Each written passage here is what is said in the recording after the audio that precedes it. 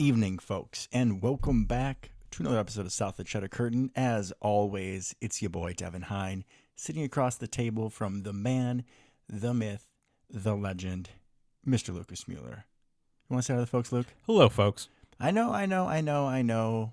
We had a 1 week hiatus. I'm sorry. We've been pretty good this season. Blame Devin. Blame Devin completely. Feeling a little under the weather Sunday morning. You know, me cooking Saturday night is probably not a good idea. Probably me cooking as a whole, not the best idea. Yeah, let's leave the pots and pans out of your hands, shall we? Yeah, that's definitely not my forte. At least nights before the show, I'll just hit that Uber Eats or leftovers or something that I cannot poison myself with. There you go. I was very careful with my food choices today. You are welcome. I appreciate it. So are the listeners. You're welcome as well.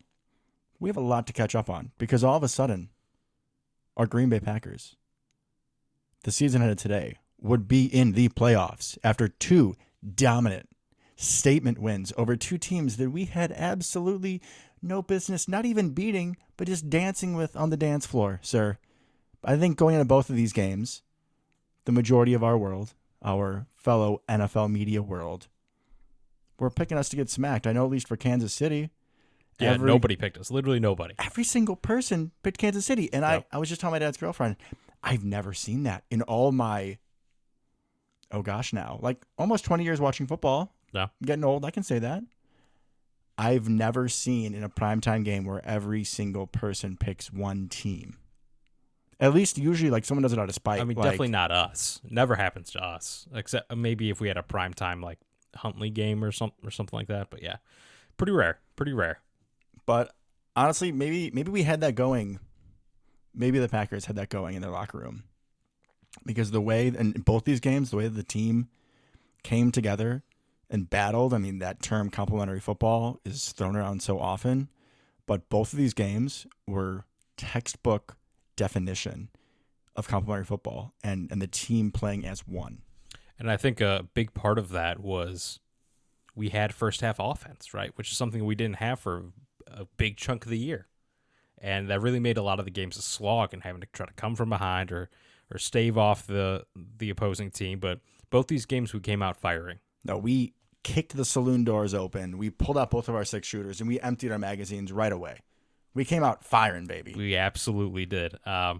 Interesting because the Lions game obviously looked a little different than the Chiefs game. Lions game put up a ton of points really quickly, whereas the Chiefs game, every possession was at such a premium. Like that game was wild, especially the first half. It's essentially 4 drives and you're done, right? Mm-hmm. 2 apiece. That's a wild game and not something you see a lot at the NFL level, because each drive was long and sustaining and no punts, right? Just points every time, but huge games for us and completely changes the entire outlook of our season and what we are looking for and the entire purpose behind it at this point. And our levels of endorphins, most definitely. Definitely our expectations. Amen. All right, and we got a little bit ahead of ourselves. But that's okay, folks. We're both excited here. It's nice, around this time last year, the episodes were called The Funeral and Death of a Season, so things are looking way better. Yeah, this was pretty much when we started our run last year. Indeed it is. So let's go to the usually scheduled program with I Think and I Know. All right. And I know, I've already said, I said a few weeks back, that J-Lo is the guy. And there's all these questions in the media about, is he more Rodgers or is he more Favre? You know what the answer is? He's Jordan Love. And that's all that we need to focus on. All right? I mean, he's kind of both from this game. He's kind of a hybrid, yeah, but he's completely his own person, right? I mean, I could go into individualistic traits that separate him from both of them and how they're, different or not, but I'm just going to take the words from Keyshawn Nixon, who said it so beautifully. And I love Keyshawn, love him. But in an interview, they were asking him like, hey, do you think that, do you think Jordan's really showing off what Aaron taught him? What are you seeing from him? And he's like, man, after AR was here, like he gave Jordan Love the keys and now he's driving the Porsche. And that's where it's at, man. I mean, on some of these deeper throws, like when Love gets time, we've talked about this in the past before, where when it was Brett, I was like, oh heavens, like where in triple coverage is this going? When it was Aaron, it was, all right, touchdown. Is it going to be Jordy or is it going to be Greg Jennings or Devontae? Who's it going to be? Yeah. And with Jordan, it's definitely more towards the Rodgers for me now, where you're thinking it's going to go somewhere good. But just like even when the play breaks down, his ability to feel the pressure. We saw him stepping up into pressure a lot more the past 2 weeks, which I didn't think we saw. Yeah. Impressive. He's definitely been playing Madden 03, the pocket presence drill where that little ball comes and tries to hit and you. You got to dodge it. Wasn't good at that one. But Jordan Love, he's been putting in the extra effort, apparently. He's it, man. And he's still going to have some misses. We still did see like, one or two a game, and he still, makes a few throws that are a little questionable. But even on those questionable throws, he's throwing lasers. Like the one to Malik Heath across his body against Detroit. Like that. Like, do not throw that football. Do not throw that football. But, oh my God! But it was perfect. The one to Jaden Reed, bruh. I mean, if we were to compile a highlight reel of Jordan Love's top 10 throws, honestly, Lucas, 7 to 8 of them are in the past 2 weeks. Yeah, no, I completely agree. Completely agree. And I'm sure we'll get into it, but yeah, there were another handful from this game that were absolutely wild. And I think something that you touched on, and I've heard some other people talk about it a little bit, that is that feeling you get when he drops back to pass, right? A couple weeks ago, he dropped back. You're not super confident, right? You don't know what's going to happen. We're going to underthrow a deep ball, or we're going to force it to Christian Watson towards the end of the game for an interception. Like, who was the holding call on? Yeah. Correct. But these last two games, last three, but definitely the last two, confidence, right? When Aaron dropped back to pass, something good was happening, right? With Favre, it was 50-50. It was going to be awesome or terrible, right? And us talking about Favre like that kind of downplays his greatness, for one. Well, yeah. I mean, also think about when we came in, folks. Luke and I are both going to be 30 here soon. Yeah. And so, I mean, for me, my first memory was like, 2000 going to the Rams and getting spanked by 40. Oof, that was rough. Yeah. Aeneas Williams. Oof. So I don't want to downplay the greatness, but yeah, there was kind of a who knows what's going to happen. And Aaron is like, it's something good or nothing is happening. Those are the options. Yeah. Right? So you're confident that dropping back, the right play is going to get made. I'm starting to feel that now, right? You're coming around. I'm starting to feel that. I don't think I was ever not coming around, really, but I wanted to see more, and we are definitely seeing it, without a doubt. It's a beauty to behold him kind of growing into this offense a little bit, growing into his role. He has such better command than he used to. The footwork's a lot better. His anticipation's phenomenal. We'll probably talk more about Jordan Love in a little bit, so I don't want to go through everything I have to say about him. But yeah, no, he's been really freaking good. I mean, it's easy to say that there's been a lot to love lately. Oh, boy. Oh, boy. You're up, kid. All right. I'm going to talk about a player I really wish was from Illinois. Such an interesting segue. Is he from, like, Wisconsin or something? Why? No, I think he's from Texas. You'll understand why once I start talking. Here we go. So, I think we actually got a little bit of a player in Ben Sims.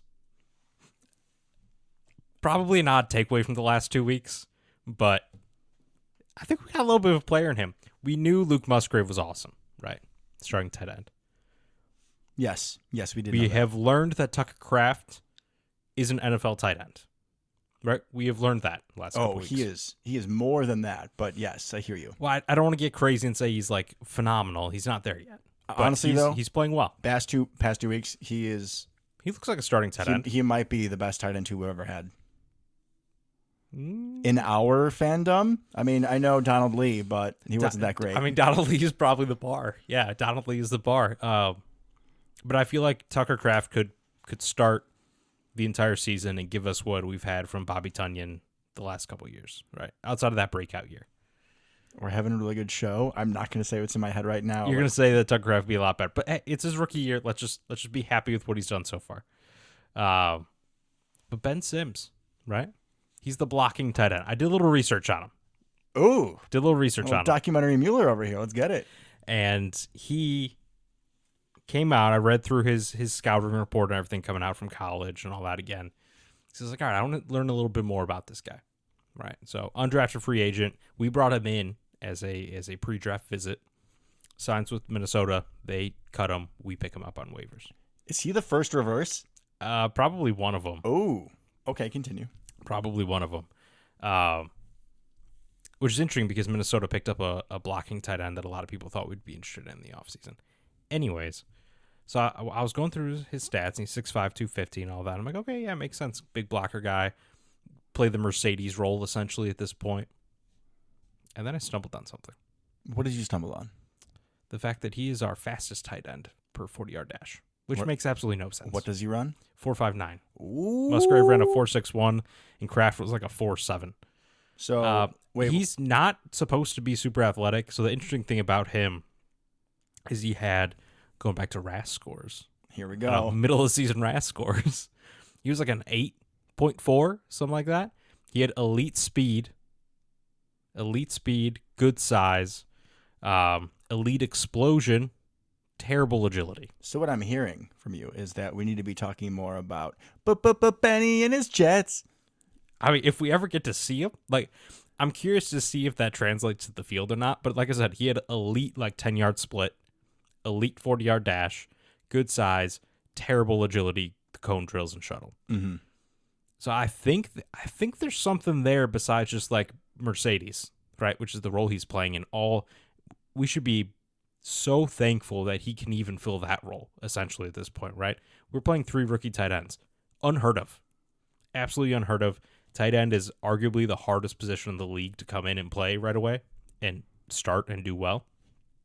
Outside of maybe quarterback. Yeah. That's pretty much it, right? Corner, too, I think, is up there. Corner's up there. I think some of the recent corners are probably... Maybe change that a tad, Right. But traditionally, tight end's very hard because you have to learn all the wide receiver stuff and all the offensive line stuff, and more in or less. In this offense, the tight end is such a key role. And does so much weird stuff, which I'm excited to talk about some of the weird stuff we did at Kansas City because we did some weird stuff and I'm here for it. But also, fun fact, the first team in NFL history to ever have 3 rookie tight ends catch a touchdown pass. Oh, Yeah, there you go. look at us go. Right? And that's something I almost kind of brought up in our text chain. I'm like, hey, all the rookie tight ends got a touchdown. Good for them. Yeah, we really missing Josiah this game. Oh, wait. Not at all. Not at all. Sorry, buddy. But I think we got a little something there. I mean, we already know we got something with the other two, but I think Ben Sims, I think there's some potential there for more than just like, hey, go block that dude I'm happy 10 times a game. Yeah, I'm happy you brought this up. When we first signed him and I saw him on the field, I was like, why? I'm probably third tight end-ist. I can say that. Aren't we all? Aren't we all? And I saw this dude out there, and I was like, why is he taking snaps away from Josiah or Kraft, or why aren't we sending another receiver out there? Like, why is this the personnel decisions that we're making, right? Is this basically on Dominique Daphne, like just a waste? Oh, no. A waste of an eligible receiver? And we haven't seen a whole lot of him until he scored against Kansas City, and that was a beautiful play, a rollout where, similar in a way to the Luke Musgrave touchdown down the seam, which I was there for, the Rams game, where you have to have the football IQ to sell the play. On the rolled out touchdown, which was our first touchdown, I mean, we're playing the Super Bowl champs, and it's Ben Sims. It's Benny and his Jets. Because I'm going to keep that rolling. Now, every time you hear him, guys, you hear his name, you're thinking of that, and you're so welcome. I'm sorry, guys. That's my bad. I'm not, sir. But it's a play action rollout where you have to sell like you're blocking. You have to, and not even just, you have to block. You have to engage and then get free. And then throw him. That's what he did. He engaged and then tossed him wide open. You know what the best part about that play was? Tucker Kraft was also wide open. Oh, yeah. We had 2 people run a route, and they were both wide open. I mean, we can get into this later, but I think this was by far, the Chiefs game by far, Matt LaFleur's best game as a coach. And I'm not the one who thinks that. I have a hard time saying best game because it would take me a while to try to go back and think of some other really good ones. Arizona, right? Fair. There's probably a couple other other ones. Yeah, but Arizona, ones, we still had, like, you had Aaron still in the middle of his powers, and that was a lot of him just making dots. We had Juwan Winfrey as, like, wide receiver 1 or 2. But we didn't do, like, 4 reverses and all sorts of crap. Like, this was LaFleur. This was a really good game plan, executed very well. And you could have from a lot of the guys, too, in the postgame. Like, both on offense and defense. Like, we knew what they were going to call. We had a good game plan. We should go execute it, and we did. Speaking of tight ends and great game plans. Should we pause and go another round of I Think and I Know? Okay, let's do it, yeah. It's going to be a very tight end heavy show, apparently. I mean, I'm okay with that. They're wonderful. I'm here for it. They've been absolutely way better than I could have expected. Slash fullback. So Henry Pearson. we got a little Henry Pearson. Yeah, absolutely. Even I was happy to see him. I think that Christian Watson kind of reminds me of a basketball player. Okay? Okay. Because he's very streaky. But Very. But once he gets going, oh boy. Oh boy. And I know he had hurt at the end of the Chiefs game. They said hamstring sprain, hopefully 1 to 2 weeks, or strain, I forget which one. Strain's 2 to 3 weeks. So hopefully he comes back from He that. was walking around, and he was walking around in the locker room, and he looked okay, which made me think it wasn't a full pull. So that's good to hear. And he was in good spirits, which Yeah. helps too. Oh man. Like we had a concerted effort to get him involved early in Detroit, and he was Christian Watson again for Detroit and Kansas City. He had 3 or 4 touchdowns. He's had like 4 in the past 3 weeks. Yeah, 3 in the last 2 weeks, right? 'Cause he had 1 last week and 2 this week. I mean, but not even just on the receiving touchdowns, not even going up for the 50-50 balls. The back shoulder fade on the second touchdown. No, the second one was a deep in. The third one was the back shoulder fade. Right. Where he was like, oh yeah, I had good leverage on the guy, and Jordan just threw it up to me, and I made the play. Love the confidence from him. But also in this Kansas City game where we had several reverses. One of the times he had a clean alley and took it. Another time he didn't. But he didn't hesitate. No. He was still running full speed, and he was going to carry someone with him. I mean, he only did it for a couple yards. But it just looked like the Christian Watson that we knew and loved. And guess what? NFL defense is going to see that again too. Mm-hmm. And this offense was already humming before teams had to start game planning for the threat of him. We're going back to he carries a safety deep. Now you got what's going to happen when Musgrave comes back. Tucker Kraft is a dump off. A.J. Dillon is a dump off. Jaden Reed. Wicks just being in a just always open. Yeah, he's got like a cloud or something around him. It says no defenders can be within 15 yards of me when the pass is being thrown. Even Malik Heath making plays. Like the sky is the limit when our offense looks like that, when Christian Watson's humming. I mean, once he starts draining those threes, like, good night, man. Good night.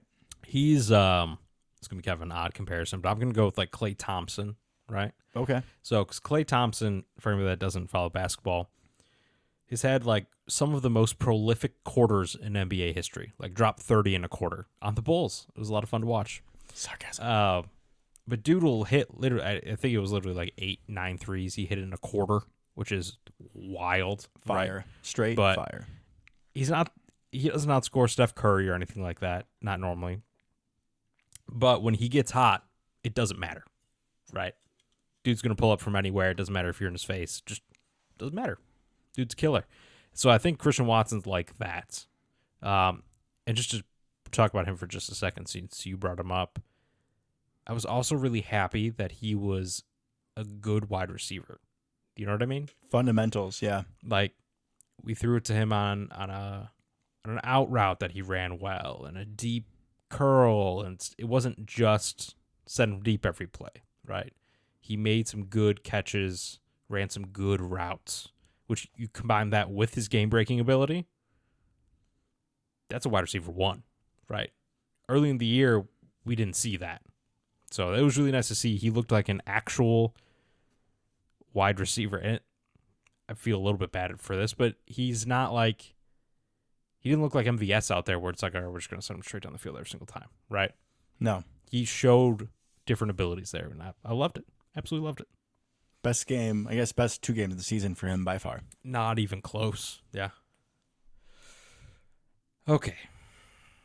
Why are you looking at me like that? Why are you looking at me like that? Is it because you don't have another one? No, I got one. I'm just a little about it. Okay. I think we may bring A.J. Dillon back. Oh, A.J. Dillon's coming back for sure.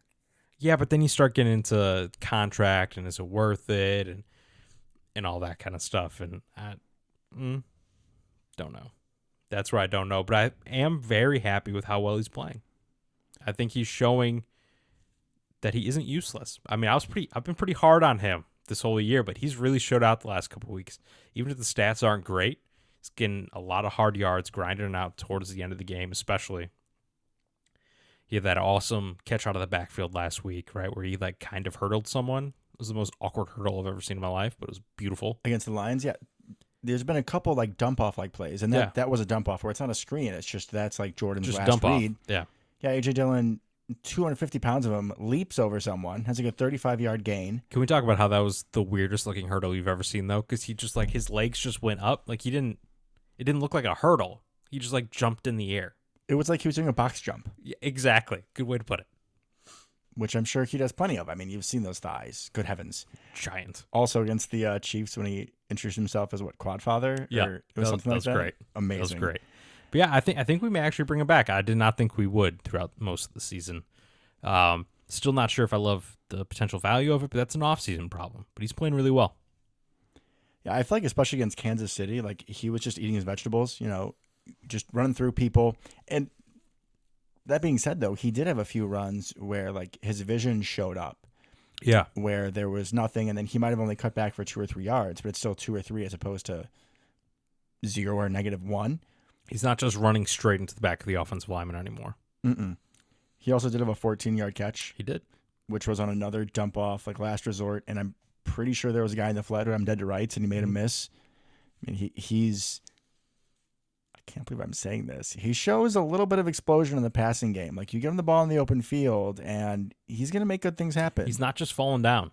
No, he's doing something. Yeah, he's not Luke Musgrave. I'm kidding. Don't be mad. I mean, you're not wrong. But yeah, AJ Dillon, I've been very happy with his performance the past 2 weeks. This week he had 73 yards against the Chiefs, and then only 43 against the Lions, but it's still moving the ball forward. And they were important 43 yards. Yeah. If it's 3rd and 1 and we give him the football, if he gets 2 yards, that's a That's successful a hell of a play. run. Yes, sir. All right. So when we discussed this pre-show, we decided we were just going to go with the vibes in offense and defense man. going just through. the vibes. Where you want to start? Offense or defense? Let's start defense because we've talked so much about offense already. Jonathan Owens is everywhere. I think he must coming out hot. He must be training with his wife, Simone. They got to be on trampolines at home all the time because anytime there's a gang tackle, he's there. I don't know what percentage of players in the league would have had the wherewithal to on the touchdown that he picked up the fumble and scored. Just how with the way that play was, it looked like Goff's hand might have been moving forward. Mm-hmm.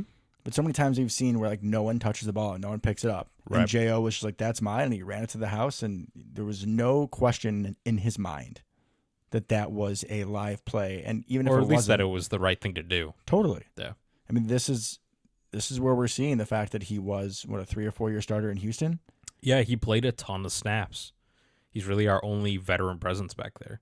We saw him. When Savage is out. Yeah. We saw him good in coverage too. Like there was one play where it looked like MVS did have Ballantyne beat, and of course MVS dropped it. But Jonathan Owens is right there too. MVS gonna MVS. MVS gonna MVS. Now that he isn't a Packer anymore, I can say things. Good. I'm glad. This was a very bad game for him. It's been a bad couple of weeks, unfortunately, for Randy Dearest.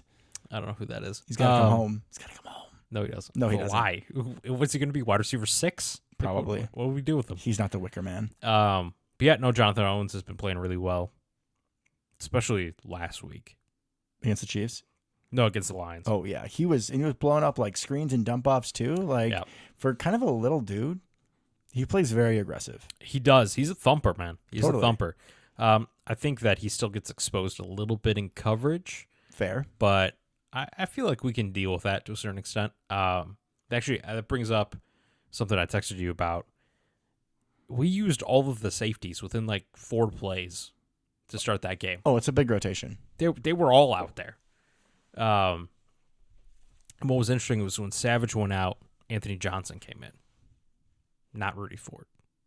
Mm-hmm. Interesting. Rudy Ford was a safety 4, essentially. But in Detroit, you're saying? Kansas City. Kansas City, okay. Kansas City with Savage back. But I just was so impressed with the decision to just let's just have them all out there, right? They all do something. Not at the same time, obviously, but we would have 3 on the field frequently. Savage was in the slot. Anthony Johnson and Owens were back deep. Stuff like that. Let's work some of this stuff in. They all have shown they deserve to be on the field in some capacity. Anthony Johnson didn't get a ton of snaps, but he deserves to see the field a little bit. Obviously, Savage is going to start, right? At this point, that's going to happen. It seems like Owens is their safety 2. I would strong agree with that. safety, which makes sense. And then you got Ford and Johnson coming off the bench. I mean, I really enjoy the way we utilize them. Is it cringy if I say I feel like all 4 of them have the ability to be playmakers and show it at different points? Because all of them do. Like there's not a MD Jennings, there's not a J.R. Richardson, whoever. Like these are all dudes who can also be exposed, but also like they bring something to the table. If they get 5, 6, 7 snaps a game, they will make a play with one of them, right? I mean, Rudy Ford has had several interceptions the past couple of seasons. Darnell Savage had a nice pass pickup on Travis Kelce, where I felt like it was the old good Darnell Savage. Yep, good bounce back game for him. And then Anthony Johnson Jr. and Owens honestly kind of remind me of each other a bit, where they're a little undersized, but they're both thumpers, and they're both going to, like, if there's a gang tackle, they're going to be there. They're going to be there every time. What's been interesting to me, and I brought this up, I think, last episode, is Anthony Johnson Jr. is a cornerback that just played safety his senior year in college. So the fact that he's a thumper, I like that, because that was one thing I was a little worried about coming into the season. No, he passed that test for definitely. Sure. Jonathan Owens, I feel like, can get a little exposed on. It's happened a couple times near the goal line on in routes. He's like late to get there, so the corner will pass it off to him, and he's just not quite there. So that's something that we have to pay attention to, and hopefully does not get exposed. But overall, really happy given the complete lack of resources we've put into that position. Oh, totally. I mean, everyone's a bargain bin free agent or 7th round draft pick. I guess, but not Donald Savage. Not but Savage, besides that. but besides Savage, everyone else is. I mean, Rudy Ford was brought in to play special teams. Yeah. That was it. He's a Bisaccia guy or whatever. No, he came from Jacksonville. Like he's not a starting player. Never has been. No, but I'm sure that Rick Bisaccia is why he was brought in. Like, for sure. Those guys watch film on every other team, special teams. Absolutely. Guys. Absolutely. We brought him in as a gunner, and, well, nope, you're starting safety. So speaking of the defensive back room, let me ask you potentially a dark question here. Do you think that in the past 2 weeks, with Carrington Valentine and Corey Ballantyne, who are definitely not our 2 preferred starters. The Allentine bros. The Allentines. It's the worst thing for you, I know. You doing okay? I feel like I pretty much got it down now. However, when Ballantyne ran back the not fumble, it was glorious to see Valentine right next to him. Like, I just want a screenshot of that. Allentines. Yeah, if we were a YouTube show, that would be our little click thing today. 100%. I know there's a lot of other factors in this, right? Pass rush, linebacker play, safety play. Yep. But sometimes it doesn't look too different.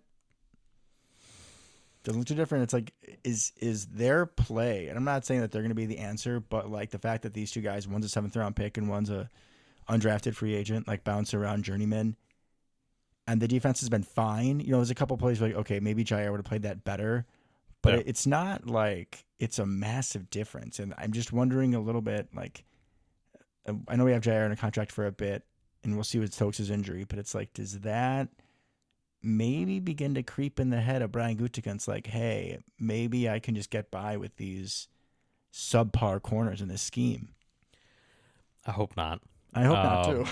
I hope it's not inside linebacker for us for a decade, where we just ignore the position and trot out Ty Summers. It exists. Yeah. Jake Ryan, you're our savior. Nope. I hope not. I think, it does beg the question, though. Are they just, like, that good? Right? Like, or is it a scheme thing? Well, that's the thing, right? It's one or the other. Valentine, you heard all through camp, like, hey, this guy's a dog. This guy's got it. He can be somebody. It's Ballantyne that's like, why the hell is he not terrible? Yeah, he locked up Kelce on one of the red zone attempts. And I was like, good for you, CB. I was like, how are you not awful? I mean, it also helps. It's literally like in his blood. Corey Ballantyne, CB, plays CB. It doesn't hurt. You're not wrong. Doesn't You're hurt. Not wrong. I think some of it is scheme. I think a lot of it is our pass rush has really turned it up the last couple of weeks, so it makes corners look a lot better. That's weird, especially against Kansas City. I could have sworn we played that game in Scotland because there was a couple sightings of a certain Loch Ness monster. Man, he looked good. He looked pretty good. Ever since we started putting his hand in the dirt, man, I don't know if that's just getting his confidence going or like better leverage for him, but he did have the sack on Mahomes, and he almost had a safety, I believe, on Jared Goff in the Lions game. Mm-hmm. He's mainly using the power to get the tackle off of their stance And Yeah, then he's got to work on some other moves, but that'll come. but power and explosiveness, and then once he gets by him, like Nessie, and we talked about his speed, like he is going to get you down. And one of the things I like the most is not that, but is his run defense. He's not awesome at setting the edge yet. He has the potential to be great at that. But what he's been really good at is a run up the middle. He'll shed the tackle, and then he'll tackle the guy for like a gain of 3. Yeah. Which doesn't seem like an awesome, it's like not a tackle for loss or whatever, but he gets to him before the linebacker can get there. It's 3 as opposed to 6. That's a big difference. Exactly. So that's the hustle. Like we knew coming in, this was a athletic freak with hustle, with heart, right? Exact same thing as Gary, right? This isn't like a Robert Nkemdiche. Like this is one of those guys, Jadeveon Clowney, right, where they had all the physical attributes, dominated in college. But you could tell, they kind of took plays off, or if it was a run to the other side, didn't really care. Yeah. Right. Not him. Not Nessie. Which raises his floor substantially. He will always be useful, if nothing else. So, yeah, no, he's really come on. He's been a good player. We're just moving down that defensive line a little bit. Carl Brooks had a sack strip fumble, I believe, against the Lions. He did. He's continuing to make some splash plays. He's awesome, man. He's awesome. We haven't seen much out of Wooden lately because I'm sure he's probably now like the last in that rotation. Yeah, but that's realistically, we're talking about middle to late round draft picks. Like, cool. The fact that we're getting anything out of them is pretty insane. This draft class as a whole, I mean, phenomenal. Is one of the most impactful I can ever remember for this team. I think from top to bottom is the most impactful that we have seen. Top to bottom. And especially with the receivers and everything. Oh, gosh. I'm just going to do a whole tangent here. I'll try not to. Yeah. But it's pretty remarkable. Yeah, there are other single years where maybe you're like, rookie Jair was phenomenal. Like maybe he kind of really brings his class up or something like that. But in totality, I think the amount of starters we've gotten out of this draft class is ridiculous. And they're not just starting because we have nobody else. Although that is the case in some spots. But they're also playing up to it, like Valentine. Yeah, Valentine's been absolutely wonderful. Anyone else on the defensive line? I mean, Kenny Clark balled out. Devontae Wyatt did almost have a sack. Kenny Clark's played really well the last couple weeks. Wyatt's been good. Definitely want to see more from him. But we've seen, I feel like, more signs the past couple of weeks. There's been more signs. Like you said, Brooks has been really good.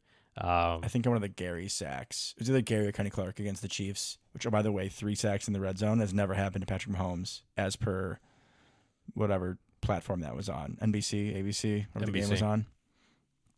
Gotta shout out our sources, right? But the national broadcast was the source. Well, I mean, we also have a national broadcast. Just got game respects game. True. But yeah, I think that Kenny Clark flushed him, and then it should have been a half sack for Devontae Wyatt because Mahomes was stepping up, and Clark or Gary, whoever it was, probably would have got him. But then Wyatt was just like, okay, I'll take you. Goodbye. Gary's been really good. Gary had 3 sacks against the Lions. And then had another one against the Chiefs. And even if he wasn't the one getting the sacks against the Chiefs, he was the one who was collapsing. He was a problem. Preston's been really good. Turn back the clock. He had a what should have been a strip sack recovery against the Lions. Mm-hmm. I don't know where this pass rush came from because it's not like we're blitzing a ton. I mean, we're blitzing Quay, but we've been blitzing Quay all year. We might just be playing better on the back end and maybe some different stunts up front, but I agree. We're not doing anything crazy exotic. No, although I will say I did see a NASCAR package. I don't know what they call it, what Joe Barry calls it, but I did see there was one man with a hand in the dirt and 5 dudes standing at the line of scrimmage, and I was so excited to see it. Did we do anything with it? I don't really think I saw one play. I don't think anything happened, but I was still so excited about it. I miss when we would do that with Nick Perry and Clay Matthews, and there's just people milling about, and all of a sudden Charles Woodson's coming off the edge, and loved it. But I mean, now we've talked about this in the offseason. We literally talked about the NASCAR package as a possibility because you have Rashawn Gary, you have Nessie, you have Preston. All similar Anigbari. Big bodies that are, especially the first 3, those are defensive end bodies. Totally. So yeah, you can do whatever you want with them. You can send them inside where the guys are a little more powerful, but not as shifty in between because the tackles have to have better feet. I mean, there's just a whole lot of different mismatches you can make. I want to see Carl Brooks. Put him in that too. I mean, he can be the 4th or 5th down. You might as well, right? No, I want to see him coming off the edge against tackle. That's what he did in college. I want my 300-pound outside linebacker. Back when he was the outside linebacker for the draft. Correct. Which still makes me cringe a little bit. I mean, that's what he played. But okay, again, when I went and watched film on him, it was all from the NASCAR spot. That's just kind of what that defense did. But I understand. I want to see it. I want him to be on the NASCAR package. He's got that pass rush ability. To linebacker. I think Devin Rage had a couple rough weeks. You think he's washed? I don't think he's washed. I think coming off a lot of injuries. Yeah. I mean, we're definitely getting to the point where if he doesn't come back, then yeah, he might be washed, just age-wise. Like, he's 30, 31 now? yeah. So we're to the point where he could be or he could not be, right? Well, those are the two options, Luke. Thank you. Just, are those injuries going to nag him and kind of stick with him? Will he ever get back to baseline? Don't know. And Hope so. It's also an interesting question because now we do have the emergence of Mr. Thanksgiving himself, Isaiah McStuffy. Yeah, no, he's been playing really well. You still have to realize that he's limited in certain respects, but yeah, he's like that's the okay. traditional. We've had like number 2 linebackers the past 4 where they're much better against the run. He's a Desmond Bishop. He's a Antonio Morrison for 2 weeks. He's that sort of guy. But he plays with his hair on fire. He goes after fumbles. I love the effort. I love what he does. Like you said, stuff the run. Love that. Quay's been fine. He had a really good pass pickup. I think it was Kelsey. Yeah. Laporta. Laporta. It was Laporta. He had really good coverage against Laporta, who's arguably the best rookie tight end ever at this point, production-wise. Fair. Ben Sims. He's looked pretty good. Ben Sims was right up there. He's looked pretty good. I still want to see another step from Quay. But we'll see. He's been fine. But the way the back end and the front end are playing, we can get away with fine at inside backer. Totally. There were a couple plays against Kansas City where it felt like it was Devondre Campbell's zone that Kelsey was chilling and wide open. We're not seeing the play art, so I can't really tell you if he was in yellow or supposed to be in purple or where the mishap was, but it looked like it was on him. Now, to be fair, turn on any Kansas City game, and you'll see Travis Kelce with nobody around him for 15 yards, and I never understand it. Him and Dontavian Wicks are the exact same. They do. They have the same ability. That bubble, whatever it is. Yep. They absolutely do. Just stay away from me.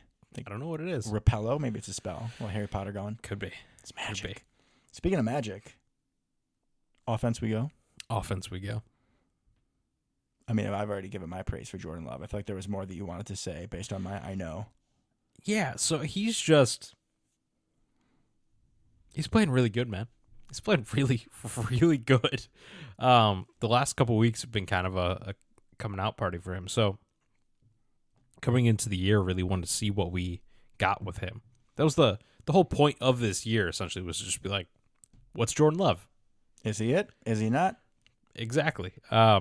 Beginning of the year, showed a lot of flashes, then kind of went through a pretty long, rough patch there. He looks like a different quarterback right now. The confidence, you could just see it when he drops back, right? The confidence he has, the play style's changed a little bit. You can tell that things have slowed down. His anticipation is through the roof. I don't know if you got a chance to watch His anticipation is insane.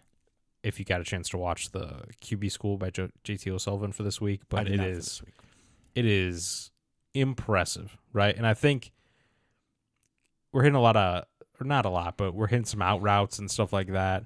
There's the kind of like arm punt thing to Romeo that was phenomenal that I'll talk about in a second, but I'm with you. I think my favorite play was probably that first Christian touchdown, right? Where he feels the pressure, steps up, resets in the middle of chaos. Like there's still people in his face. And then just boom, there you go. Perfect pass. That is not a play he made a month ago. Right. No, and a lot of quarterbacks aren't going to make that, especially with having to step up. And then there still was pressure. Like it was the right spot to go. But Josh Myers still had a guy in his face, and the platform wasn't perfect, but he did his best to set his feet. And I wouldn't have blamed him for running at that point. No, heavens no. But beautiful poise, beautiful vision, hell of a throw. Kept his eyes up. Like you were saying, though, you were bringing up the throw to Romeo. I was like, oh my God, where is this going? And then it was just a miracle. I saw all the Chiefs, and I'm like, what? How is this going to work? And then just dropped it out of the goddamn sky. Like just, doo, there it is. Right from the heavens into the breadbasket. And what's funny is that there were Chiefs celebrating. Like one of the corners from the opposite side thought it was a pick for sure. And nope, I think Jordan saw, it was probably like a cover 3 where you had the linebacker Leo Chanel out of Wisconsin was going to be carrying to help. And he did his best, but once Romeo had a step on that slot fade, Jordan's like, that's mine. And that's a throw that we've seen him make over the years, even in preseason before. Like, that's one of his favorites. Normally, there isn't that much safety help. No, there's not. You know not. what I mean? Like, normally, there's nobody back there. No, it's he just, you just came got to beat down. the guy. He came down real quick. Which, thankfully, he kind of turned the wrong way. But the funny part, my favorite part of that play was kind of watching Romeo try to find the football. That was fun. Because he like, looks back, and then on the JT O'Sullivan QB school, he counted the steps, and Romeo's running for 4 full strides looking back, and he has no idea where the football is. Then all of a sudden he looks up and just, poop, there it is, catches it. Because he was looking at like a dart, and nope, never mind. It's like airmail. Yeah. It's like someone throwing they brought it up in the broadcast, but it's like you're playing bags, playing cornhole. Just drop that thing right in there. It was beautiful. I mean, when he threw that ball, I'm like, what are we doing? But I think I said, oh, God, and then it was, oh, yes, like very quickly after. The second Christian Watson touchdown, that was dirty. I mean, that's a throw, right? Back shoulder. That dude is not open. And it was was it a fourth down? I'm pretty sure it was. I don't think it was fourth down. It was third or fourth. It was a very key play. And that was a very contested throw. I mean, if you watch the replay, like he hit him. It was a perfect throw. Yeah, exactly the right time, right spot. You can't defend that. You can't ask for anything more as a quarterback, and then as the receiver too. Christian Watson, strong hands going up, getting that ball. We've talked about it before in this season, having to use those hands. You got to put them together. You got to use your muscles. Bring it back in down. Exactly what he did. Good footwork too, using his body to protect the ball. I think. Well, he threw that ball. If you go back and watch it, when he actually started the throwing motion, Christian wasn't even in the end zone yet, right? When he kind of like starts to separate his hands and cock back. And when the ball gets released, Christian's like at the front of the end zone. Like the dude is on him. Like there's nowhere to throw that football. That's trust. That's trust. That's a ton of anticipation, right? You know where he's going to be, so I'm going to put it right here where only he can get it. Phenomenal. What I also liked on that play was that Jaden Reed was kind of open on a crosser going the other direction. Not like super open, but definitely like open enough that it was there if we wanted it, I think. I mean, you could be draped on a Jaden Reed's back, and he's still going to catch it. Right. But even going back to this QB school episode, is like that was one of my favorite parts. It was not just watching what the play was doing, but we had a ton of open people that were not the people that got the football. And that's really good to see.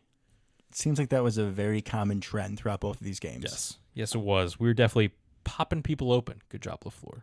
But even we weren't popping people open. I mean, Christian Watson did have a couple nice catches that were contested that we've talked about. Mm-hmm. But Romeo Doubs and Jaden Reed, like they are definitely showing up as possession receivers, taking contested balls across the middle. I think my favorite throw might be, now that I'm thinking about it, the Jaden Reed touchdown against Detroit, where Christian Watson ran the wrong route, and it was like 3 slants all at the same time. And there was like half a centimeter to put that ball into. I've watched that 15 times, and my brain cannot understand. It was going to be a tight throw if Christian didn't run the wrong route, and then it teleported through Christian. I have no idea.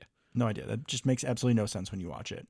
But yeah, I mean, guys, especially Romeo, like there's been a lot of, like you talked about with the anticipation, where Jordan's keeling back to throw it, and he's not even cutting the route yet.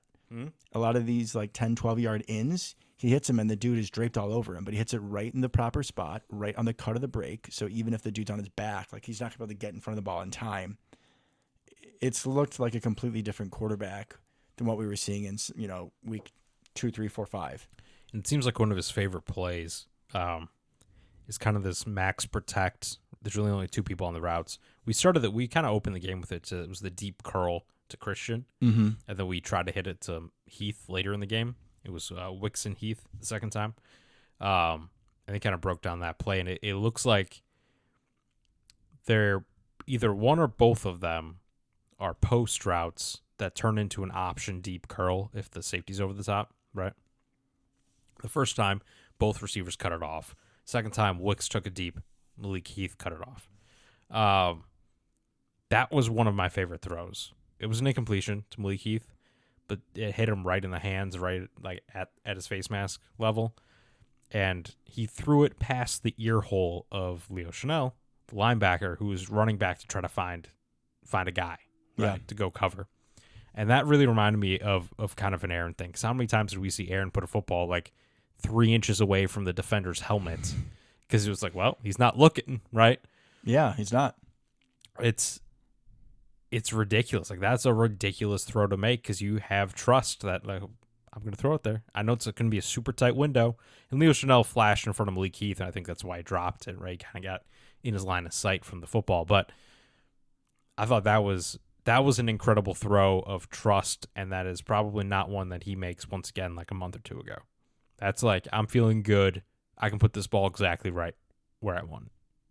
Another part of Jordan's game that we should discuss, and if you thought I was going to forget it. I didn't. Don't worry. Didn't we make a bet at some point about Jordan Love and his wheels? And I remember distinctly, I was going to say, go 20 yards, and you were like, no, not a 20-yard rush, Devin. That's nothing. He already had 25, 30. What was it? The bet was 30 or 35, and he ran for like 38 on a read option keeper to death against Detroit. 35, and I think he ran for 37. Yeah. And I mean, that was with him sliding. Now, I'm happy he did that. We need him long term, and especially with guys coming from behind you. We've seen the peanut punch. It was the smart call to slide. But he was going to get caught, yeah. I mean, can you imagine, though, if the game was in more jeopardy, he just kept going? Like, he could have trucked somebody. Those are defensive backs chasing him. I wouldn't be surprised if it would have been 40, 45. Yeah, I think he definitely could have gotten more out of it. Or at least just fall and stumble forward. I will say, if he was an actual fast quarterback, he scores. Or he could score. He's fast enough. He's really not. He's fast enough. He's really not fast. He has the same 40 time as Aaron Rodgers. He looks faster. They're literally 0.0. It's because he looks more athletic. But coming out of college, they're identical speed.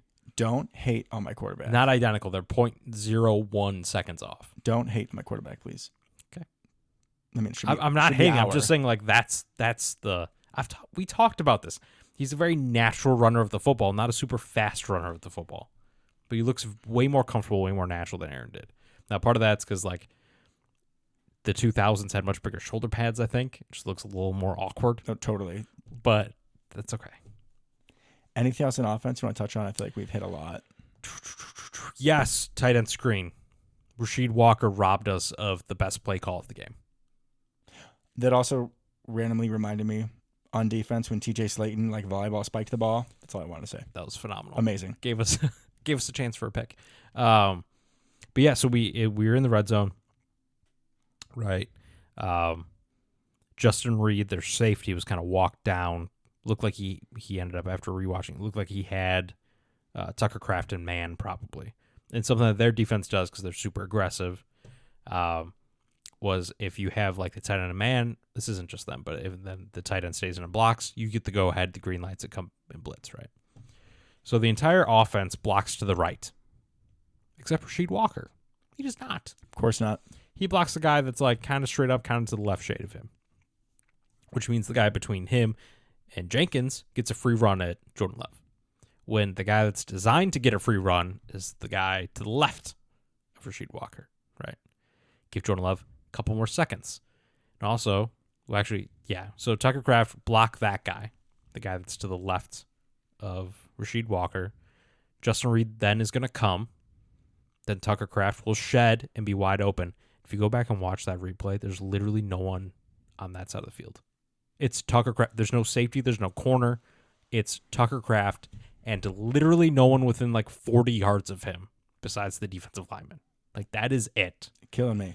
Kill me, Rasheed. But because Rasheed picked the wrong guy, really the rest of the line blocked right. Just took the guy to the right cap. That's what you get when you have a number 63 playing tackle. I mean, that's definitely more of a guard or center number. That was an awesome play call. Perfect time. Dude could have walked 20 yards into the end zone. No one would have caught him. Like, just wide open. But pressure, have to get rid of it too early. Tucker can't get it because it's, off his hand. There's too many people, too much congestion. But what a call. What a call. What scouting, what coaching, realizing that's what they do. Yep. Another couple things. We had a ton of motion with the fullback, which was hilarious. Henry Pearson, I told my dad. Running all over the place. He looks like he was an extra Rohirrim writer. Little Rohan, Lord of the Rings reference. Yep. He totally fits that. I love it. I love that he's 44. What a fullback He's number. got some speed, too. I mean, I felt bad for it because, like, I played fullback freshman year in high school, and, like, we did not have to do a million motions running all over the place. That would have been terrible. to have to do all that pre-snap. But yeah, I'm not even saying he's adding a ton, but I just like that we're just doing weird stuff with him. Or even on a lot of the pass plays, we're like pulling backside tight ends and guards to move the pocket. To move the pocket to the front end. We're doing tons of stuff like that. I think I texted you guys at some point that the motion was causing, it was A.J. Dillon's longest run, but the motion caused that, right? Linebackers took a false step to the wrong direction. A.J. found the backside, boom, 10-yard run. It's like we've been begging for this for weeks and months. I mean, even years at points in the show. And then it's like, look, like the Chiefs game especially was a game where it's like, this is how the LaFleur offense is supposed to work. It's not going to be that pretty every time, but that's why you attack them horizontally. That's why you send people in motion. That's why you have a lot of like deep over routes. I noticed a lot of that too, is we've been hitting teams more aggressively horizontally with those routes. We can just outrun people and find space with the occasional deep shot. I mean, we started the game in Detroit. Deep shot with a Christian Watson deep shot, which is a beautiful throw by Love. People are going to say it's underthrown, but it was gorgeous. And what a statement, too. Just think about how Matt LaFleur has called these past two games. What a statement we're making. Well, did you hear about that first play? Oh, yeah, that he didn't want to. Yeah, he didn't want it, and Jordan said, keep it. Love that. Man's got heart. Love that confidence. Man's got some good confidence. Just really well done from LaFleur and the game plan. We're doing a bunch of weird stuff. Like I said earlier, a lot of the motion is odd. But it's good, man. It's good. And we have so much that we can run, and we have run off of it, right? We're doing like fake sweeps to the right and pulling people to the right and then throwing to the left. You put that on tape, and all of a sudden people expect you to not run the sweep. You run that sweep, it's wide open. Yeah, it's a damned if you do, damned if you don't sort of thing. When everything looks the same, we've talked about it plenty of times, like marrying the run and play action. What is even just with the run and play action, but it's just that those type of looks. Yep. Jet sweeps, quick screens. You can have stuff that works off of each other, and then you can set people up and then burn them later in the game, which I have a lot of faith that LaFleur has really kind of brought that part of his game back into his toolbox. I agree. Another part of this game we need to talk about was there were two different times where we had to bring Anders Carlson out in the field. Yeah, we needed him. And I was like, kid, this is a moment. Especially after the Jordan Love sack. Oh, yeah. Yeah. That was big, 48-yarder. After that terrible James Robinson play, disgusting. Yeah, I was excited to get him on the field. Patrick Taylor is way better than you. PT, he back. That was one of my... Shout out James Robinson, Rockford Zone. R.I.P. to that Achilles. Yeah, really. for 1 yard for 2 carries? No, thank you. Dude tore his Achilles. I wish he'd be turning up some yards, Luke. He's washed, and it's very sad. I know it's sad. It's very sad. But I was teasing my dad before the game. I was like, him and his girlfriend, we were talking about, what we thought about the game, and like, oh, it's going to be rough. And I'm like, whoa. There's Patrick Taylor, who had 2 nice runs. They were nice. Where was I on this rant about? Patrick Taylor. What were we just talking about? Come on, help me. Bring me back. I got nothing for you, man. Patrick Taylor playing the Chiefs. Come on, where were we before this? He had a nice run. Yeah, I don't know. We've never done this before. Let's move on. That's horrid. Okay. Oh, no. I'm back. We're good. Sorry about that, folks. Devin Mencha affects one American every single year, and that is me. But these are big moments for the kid. Yes. For Mr. Carlson. These were huge. Somehow we ended up talking about Patrick Taylor because James Robinson, and he's inferior to Patrick really, Taylor. we're talking about the kicker.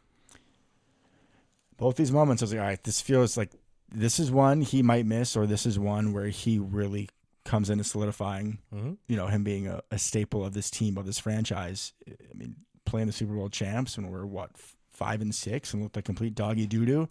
And the first kick was only 40 yards, but that felt big. But that 48er, like you said, after the Love sack, I mean, that was game. Yeah. And at least gave us a chance at the end, because if not, it was, 3-point game? 2-point game? 2-point game. I mean, it completely changes. We probably lose.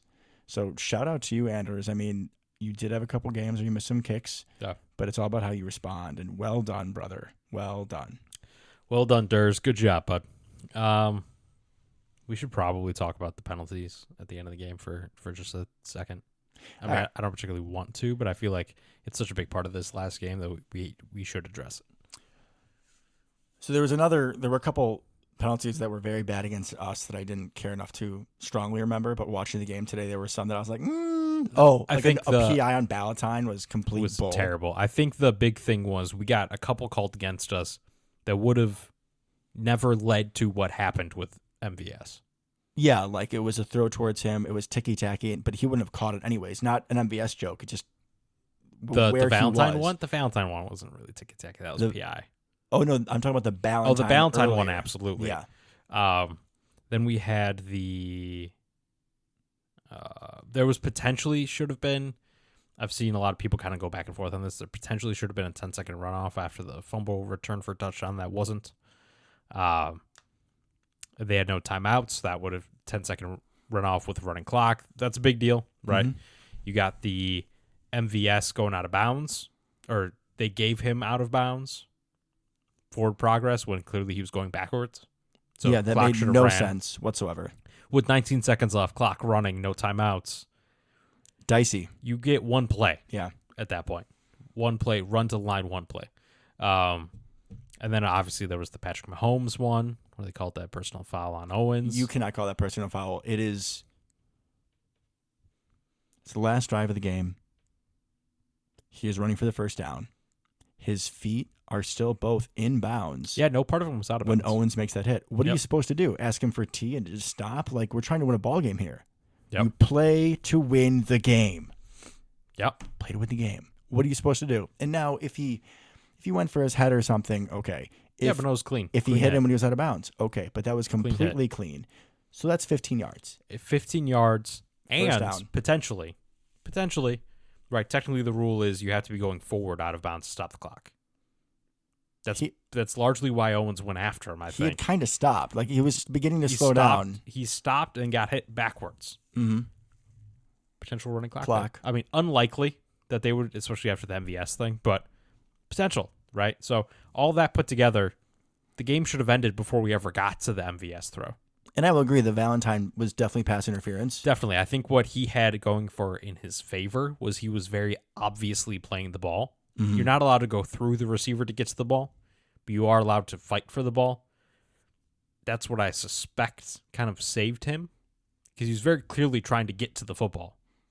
He still did it illegally, but I think that's what they saw Yeah, in real time.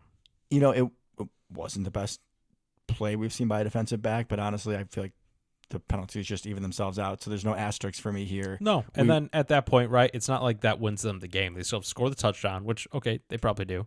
Get the 2-point conversion, and then we end up in overtime. Like, it's not one of those scenarios where that single play definitively ends the game. Absolutely not. And they went for a 2-point conversion earlier, and we stopped them. Yeah, they didn't get it. And Pacheco was out by that time. Mm-hmm. And, I mean, against Detroit the week before, we stopped them on, all four of their fourth down conversions. So it's not even guaranteed they get the 2-point conversion. So. No, our defense has actually done a nice job of doing the whole Joe Barry bend but don't break lately. It was just crazy that's something that we've been, preached to so many times. But against Kansas City, it worked enough. It did. Everyone always talks about against Kansas City, you can't be trading their touchdowns for your field goals. And in the first half, it was exactly the opposite, because they would go down and then we would sack or disrupt the play, and they'd be settling for field goals, and that was the difference in the game. Not that ticky-tacky should have been called.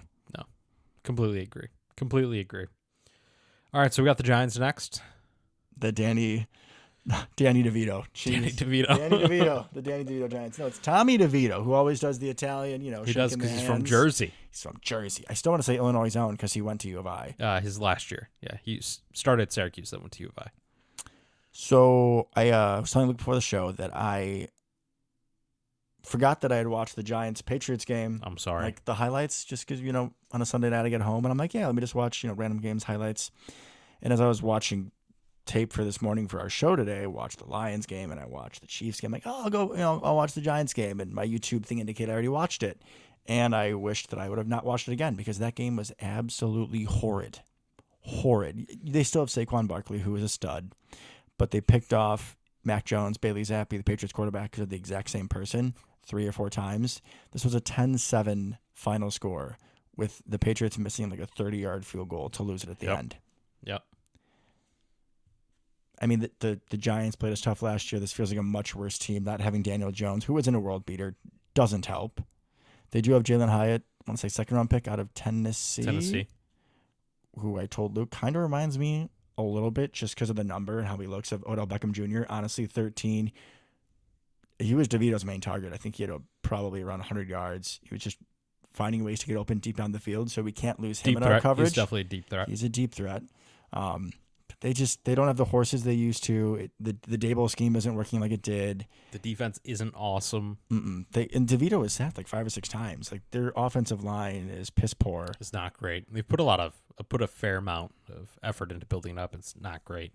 They got Kayvon Thibodeau on the defensive side. I should have brought him up earlier. He's one of those guys with all the traits. It just hasn't come to fruition yet. When he wants to, Yeah. type of thing. Physical freak, just when he wants to be. They don't really scare me. We should win this game. Now, it doesn't mean we will, obviously, but we should win this game. A little bit of a trap game alert. I mean, yeah, on paper, 100%. on paper we are way better than this team, but it doesn't matter because we've still shown that we can absolutely just shoot ourselves in the foot. But on paper, we are better than this team, especially if DeVito is playing. Just crowd the box, Joe Barry. Do not let Saquon beat you. Make sure we're very secure in our zone coverage rules in the back end. And then on offense, I'm not worried about that defense. Yeah. Just score some points and we should be fine. Give it to Ben Sims, our best vertical threat tight end. Love it. And the Wicker Man, who continues to be open and continues to make me look stupid, and I'm okay with that. I really am. So am I. I feel like we should probably bring up a little bit of the playoff picture potentially. Kind of what that looks like for us going forward. Not something I expected to be talking about a month ago. No, sir. But here we are. We are the 7th seed at the moment. So we really need to win the rest of our games and run the table because I do not want to be the number 7 seed going to San Francisco. So either we need to go up or they need to move around. I just don't want to go there. I think they're the best team in the NFC. Good news for us is Minnesota is the 6th seed.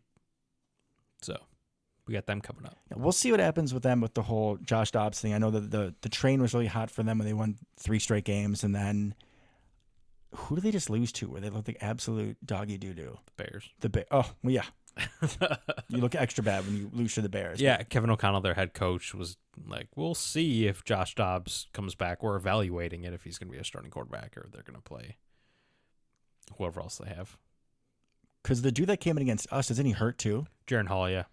Yeah, it's Nick Mullins. I would take Josh Dobbs. Like, if I was a Vikings fan, I would want Josh Dobbs out there instead. At least he's shown something. Nick Mullins, everybody knows what Nick Mullins is. But Nick Mullins was a big Packer fan growing up. I mean, he's just going to be thrilled to be throwing touchdowns to guys in green and yellow. I like the optimism. So, yeah, going forward, we have the easiest schedule, I think, in the league until the end of the season. We play a bunch of nobody. Bears, Vikings. Bucks, Panthers, Giants. Yeah. Yeah, So, we can do some damage here. Realistically, we need to get to 9 wins, and I think we're safe in the playoffs. I think so, too. So we need to go 3-2 or better. We're going 5-0, and that's that. That solves a lot of problems. Then we are definitely the 6th seed, 100%. And you know what's funny? At 6th seed, we might get the Lions. That'd be fun. Last time we were a 6 seed, you know. And if you don't know, then you need to do a little history lesson once the show is over. But until next time, Go Pack Go. go Pack Go.